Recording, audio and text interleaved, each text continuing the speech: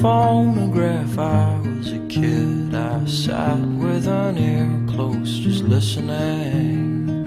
Was there when the rain tapped away down your face? You were a miracle, I was just holding your space.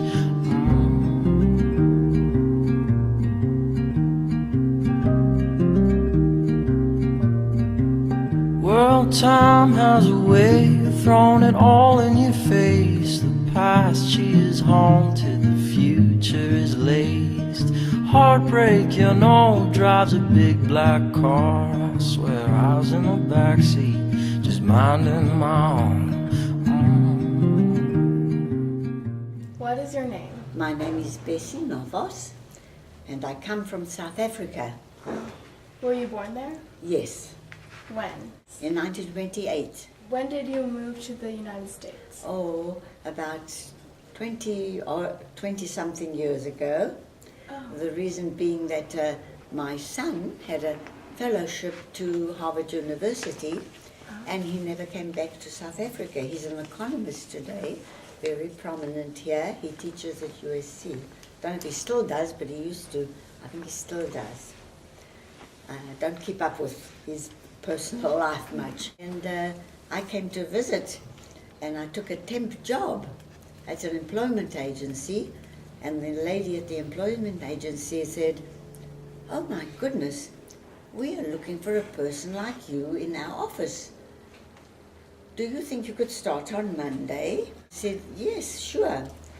And I worked for them for, I think it was about 27 years, and retired about 2-3 years ago. But it's funny, I used to volunteer. I've been here for such a long time.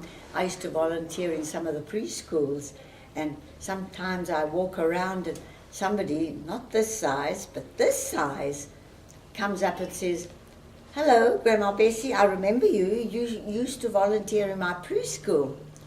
And now they're already teenagers. It's a lovely feeling for me. What was life like in South Africa? Life when I was a young person in South Africa, it wasn't so good for the black people. But thank goodness to me and all my family.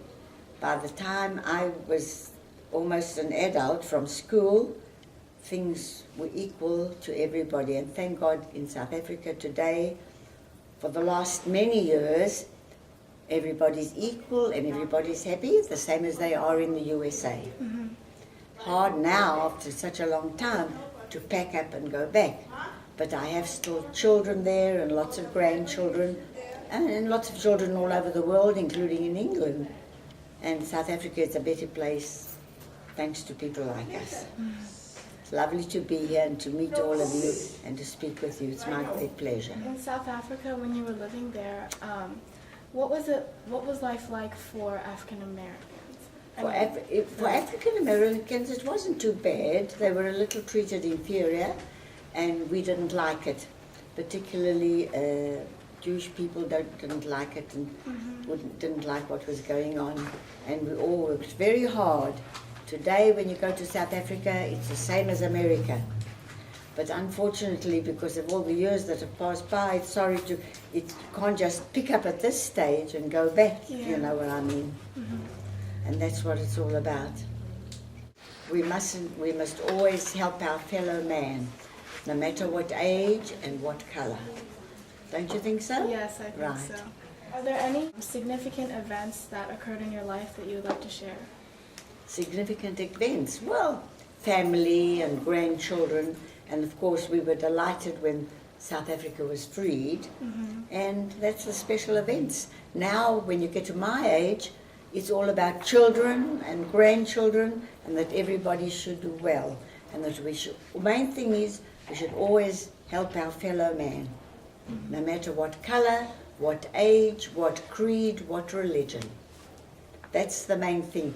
See that you teach that to your children also, okay? Yes. So that we have a free world from everybody. Am I right? Absolutely.